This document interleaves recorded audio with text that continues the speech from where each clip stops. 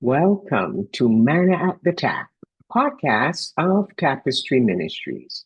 Each episode reflects it on a daily Bible reading from the Revised Common Lectionary.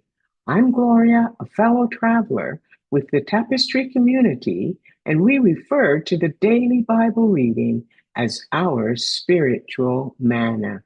It nourishes our souls, fostering spiritual growth as we share insights and interpretations that enrich our spiritual lives.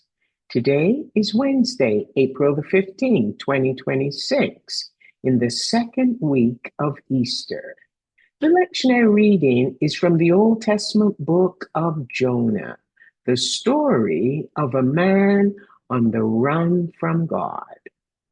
God had told Jonah to go to Nineveh, the capital of Assyria, to preach to the people because of their wicked lifestyle. But Jonah refused to go and instead boarded a ship heading in the opposite direction from Nineveh. It wasn't long before God sent a great wind over the sea. A great storm arose, and the ship threatened to break apart. The crew was afraid, and each person cried to their God, while Jonah slept soundly in the bottom of the ship. When the captain approached him, wondering why he was asleep rather than praying to his God, he told them he was to blame for the storm because he was a man on the run from God. He asked them to throw him overboard, and they reluctantly did so. The sea calmed, and the ship continued on its way.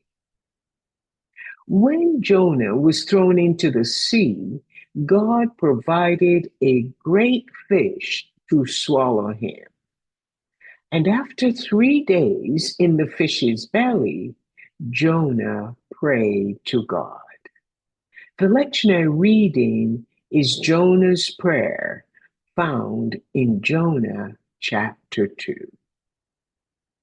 Jonah praised God for hearing and answering his prayer while he was in deep distress.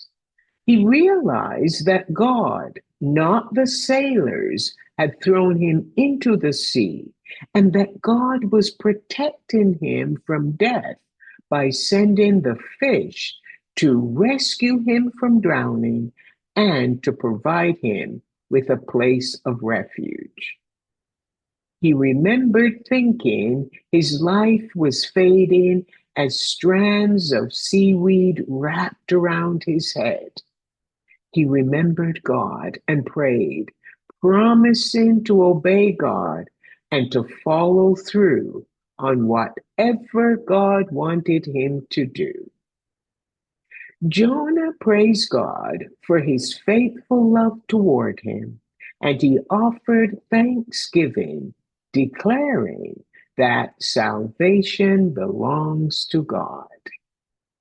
God commanded the fish to vomit Jonah onto dry land, and the fish did so.